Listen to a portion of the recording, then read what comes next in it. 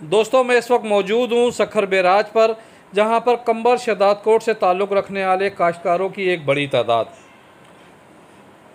ज़राई पानी की कमी के ख़िलाफ़ सरापा एहतजाज होकर बैराज पर धरना दिए हुए हैं। आइए देखते हैं उनके मुतालबे क्या हैं। मेरे साथ रहिए।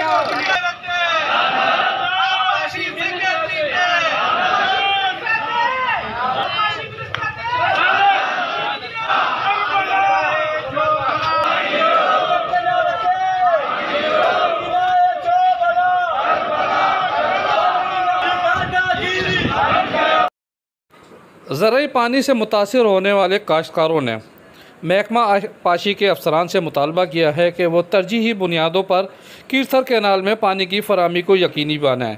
परवेज़ खान।